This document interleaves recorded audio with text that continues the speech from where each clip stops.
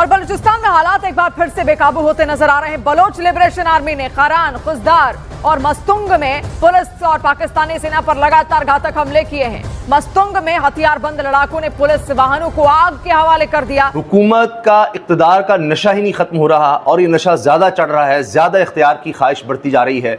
हालात मुल्क के बद से बदतर होते चले जा रहे हैं। बलूचिस्तान में कहने को पीपल्स पार्टी की हुकूमत है, नून लीग की पूरी सपोर्ट है। हालात ये हैं कि 24 घंटे नहीं गुजरते कि पहले से ज़्यादा ख़तरनाक हमला हो जाता है।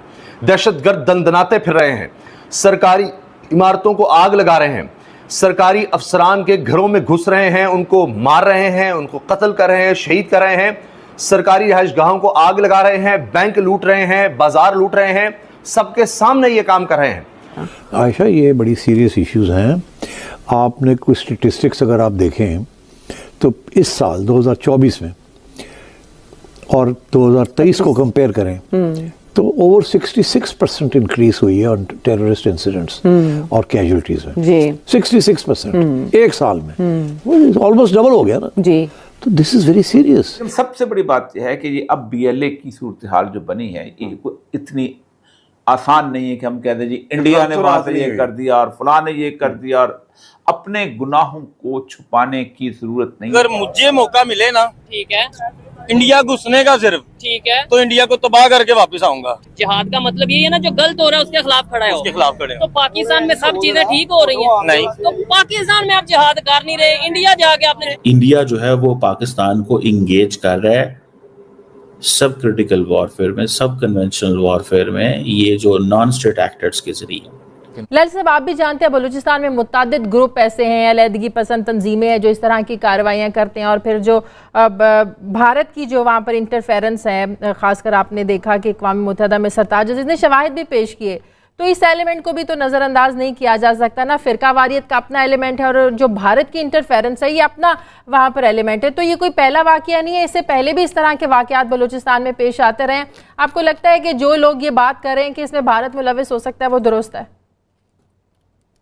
बिल्कुल दुरुस्त है, 100% दुरुस्त है। आज मैं अभी एक कन्फेशन सुन रहा था BLA का एक लीडर जो वीडियो पे आके कह रहा था कि $815 मिलियन 2002 से हिंदुस्तान ने खर्चा किया है बलूचिस्तान में 3 डिफरेंट ग्रुप्स को पैसे देते हुए।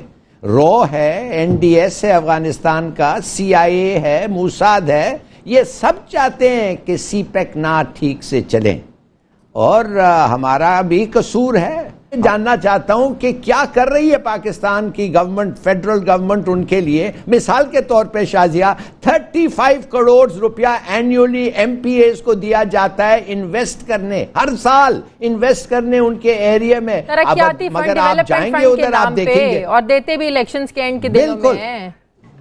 बिल्कुल, मगर वो कुछ नहीं करते। ये बेहतर है डिस्ट्रिक्ट काउंसिल्स को दें। भाई तुम सरदार पे क्यों पैसे खर्च रहे हो, पब्लिक पे पैसे खर्चो, हेल्थ फैसिलिटीज दो। गैस, कोली में गैस है ही नहीं, कोली सुई के नजदीक है मगर उधर गैस नहीं है। ढेरा बकरान लेहरी में रोड्स नहीं है, लोग ऊंट पे आके वोट्स देते हैं। तो भाई खुदा के लिए गेट ऑन विद डेवलपमेंट। फौज नहीं कर सकती, ये फौज का काम नहीं है, ये आप लोगों का काम है। जो ट्रेंड है 23 और 22 देख लें, वो भी ऐसे ग्राफ जा रहा है, ये बढ़ते जा रहे हैं, ये कम नहीं हो रहे। इट्स ऑलमोस्ट कि वो कहते हैं कि 685 सोल्जर्स, सिक्योरिटी के लोग मारे गए हैं। अब आप सोचिए दैट्स इन 360 डेज, तो इट्स ऑलमोस्ट 2 a day। ये तो अनहर्ड ऑफ है, और ये जो इट्स रिकॉर्ड इंक्रीज। तो इसलिए कहते हैं कि पिछले 9 साल में अगर रिकॉर्ड आप देख लें तो इतने लोग कभी नहीं मारे गए सिक्योरिटी के। मगर ये सिर्फ सिक्योरिटी के नहीं है इशू, सिविलियंस भी मारे गए हैं। टोटल रिकॉर्ड अगर आप देखें तो 1200 से ज्यादा लोग मारे गए हैं, civilians and security people, this year alone 24। तो दिस इज क्वाइट सिग्निफिकेंट। और मतलब है कि इतने ज्यादा 400 से ज्यादा इंसिडेंट्स हुए जी एक साल में। ऐसे लगता है कि हर रोज कुछ ना कुछ हो रहा है इस मुल्क में, कोई इंसिडेंट हो रहा है, कोई मारा जा रहा है, कोई नहीं मारा जा रहा है। हाँ। तो दिस इज वेरी सीरियस, और ये सीरियस इतना सीरियस है कि अब चाइनीज के साथ CPEC रुका हुआ है। कुछ चाइनीज़, अभी आपने देखा चाइनीज़ एम्बेसडर जो थे, जो पॉइंट पर्सन जो है, जो secretary is looking after CPEC and Pakistan affairs, अभी आज तस्वीर छपी भी थी प्राइम मिनिस्टर साहब के साथ बैठे हुए हैं। क्या बातें हो रही हैं? मैंने पहले भी इस प्रोग्राम में बताया आपको बातें क्या हो रही हैं। सारा चाइनीज़ एक्टिविटी हॉल्ट पे आ गई। मस्तूंग से खबर आई, दहशतगर्दों ने लेविस थाना वली खान नजर आतिश कर दिया, लेविस का थाना ही जला दिया। इसकी वीडियोस आ रही हैं, गाड़ियां जला दी हैं। और डॉन न्यूज कहता है कि लेविस एहलकार इसकी तस्दीक कर रहे हैं। बलूचिस्तान के जिला मस्तूंग में दहशतगर्दों ने हमला करके लेविस थाने वली खान को नजर आतिश किया। डॉन न्यूज के मुताबिक लेविस जराये ने बताया कि सिक्योरिटी फोर्सेज, लेविस फोर्स और पुलिस के पहुंचने पर मुसल्लह अफराद फरार हुए। जराये के मुताबिक सिक्योरिटी फोर्सेज ने हमलावरों की तलाश के लिए सर्च ऑपरेशन शुरू कर दिया। अब आप अंदाज़ा लगाइए किस तरह की ये खबरें आ रही हैं।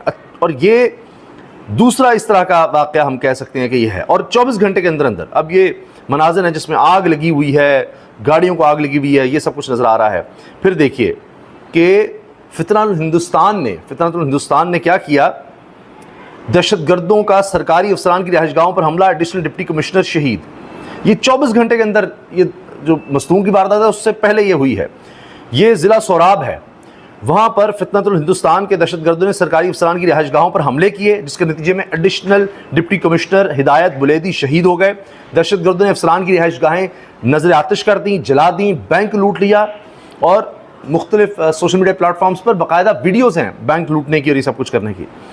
ये हाल है। और तर्जुमान हुकूमत बलूचिस्तान का कहना है कि सरकारी अफसरान के घरों को नजर आतिश करने के अलावा दहशतगर्दों ने बाजार में बैंक भी लूट लिया। ये हुकूमत भी तस्दीक कर रही है। नमस्कार दोस्तों, स्वागत है आप लोगों का हिंदुस्तान स्पेशल के एक और नए वीडियो में। दोस्तों, टीटीपी के बाद अब बीएलए ने जो है वो मोर्चा संभाला है और काफ़ी दिनों के बाद बीएलए ने पहली बार जो है वो एक बार फिर से अटैक करना स्टार्ट कर दिया है। दोस्तों, पाकिस्तानी मीडिया अब इसी बात से हो रही थी कि टीटीपी और अफगानिस्तान मिलकर हमारे ऊपर अटैक कर रहे हैं और दूसरी तरफ भारत ऑपरेशन सिंदूर 2.0 चाहे वो जो भी हो उसका आगाज़ करने की कोशिश कर रहा है। तो तीसरा फ्रंट बीएलए उसने भी अपना जो मोर्चा है वो संभाल लिया है। दोस्तों, एक बात तो पाकिस्तान को समझ में आ गई कि अगर इंडिया के साथ थोड़ा सा भी कुछ भी होता है या वॉर वाली सिचुएशन बनती है तो इसका फ़ायदा दोनों तरफ से टीटीपी में पाकिस्तान में रह रही टीटीपी हो या फिर पाकिस्तान में रह रही बीएलए है वो तो उठाएंगे ही। अफगानिस्तान भी जो है वो चौथी तरफ से जो है वो हमारे ऊपर अटैक करेगा, यानी कि पाकिस्तान चौतरफा फंसा हुआ है। अगर ईरान का उनका बॉर्डर देखा जाए तो ईरान के साथ भी कुछ खास रिलेशन इनके रहे नहीं है। हालांकि थोड़े बहुत रिलेशन इनका भी सुधरे हैं, लेकिन आपने देखा था कि अभी 1 साल पहले ही पाकिस्तान और ईरान में भी लड़ाई हो गया था और मिसाइल तक चल गई थी। तो इससे समझ में आता है कि पाकिस्तान का जो रिलेशन है वो अपने पड़ोसियों के साथ कैसा रहा है और इसीलिए पाकिस्तान जो है वो पूरी तरीके से इस समय फंसा हुआ है और उसको समझ में नहीं आ रहा है कि आखिरकार हम किस प्रकार से जो है वो अपनी चीज़ें जो है संभालें। क्योंकि जिस तरीके से अगर आप देखें पाकिस्तान में अटैक हो रहे हैं और ये अटैक ऐसा नहीं है कि एक बार हो गया तो फिर मतलब कि 1 साल या 2 साल के बाद एक अटैक होता है। जैसे अगर आप देखें तो जो पहलगाम हमला हुआ है उसके पहले कितने सालों के बाद अटैक पहलगाम हुआ था और उसके बाद लगभग 1 साल हो गया होगा या 6-7 महीने के बाद ये तो थोड़ा जल्दी अटैक हो गया। लेकिन भारत की जो इंटेलिजेंस एजेंसियाँ वो काम करती हैं, लेकिन पाकिस्तान के लोग जो कि ISI को दुनिया की नंबर 1 इंटेलिजेंस एजेंसी बोलती है वो आखिरकार कहाँ है, क्योंकि वो इन सब चीज़ों को रोक नहीं पा रही है।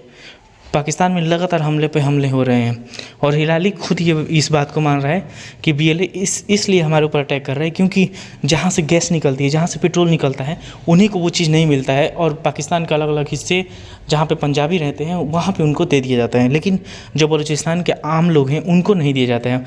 वहाँ पर लगातार चीनी कंपनियों का जो रुतबा है वो बढ़ रहा है, वहाँ पे लोग आ रहे हैं चीन के लोग और इनको जो बलूचिस्तान के आम लोग हैं उनको वो सहूलियत नहीं मिल रही है जो कि चीन के लोग को मिल रही है, जो कि पंजाब में रहने वाले लोगों को मिल रही है। और इसी वजह से बलूचिस्तान के लोग पाकिस्तान से नाराज़ हैं और लगातार टाइम टू टाइम पाकिस्तान को ये दिखाते रहते हैं कि अगर हमारी बात नहीं मानी जाए तो हम जब चाहें जब पाकिस्तान के ऊपर अटैक कर सकते हैं। और एक बार फिर से बीएलए ने ये करके दिखा दिया। दोस्तों, पूरा पाकिस्तान एक बार फिर से भारत का नाम लेकर रो रहा है कि भारत इन सब चीज़ों के पीछे है, लेकिन पाकिस्तान के हालात वही हो गए जो कि इंडिया में कांग्रेस के हो गए हैं कि हार के बाद जो है वो ईवीएम पे रोना और यही काम जो है पाकिस्तान जो है वो जब उनके ऊपर अटैक होता है तो सीधा रोना उनका जो है वो रॉ के ऊपर हो जाता है। तो दोस्तों, आज की वीडियो में इतना ही। वीडियो को लाइक और चैनल हिंदुस्तानी स्पेशल को सब्सक्राइब कर लें क्योंकि हम अपनी इंटरेस्टिंग वीडियो लाते रहते हैं। मिलेंगे न्यू वीडियो से, तब तक हिंदुस्तानी स्पेशल।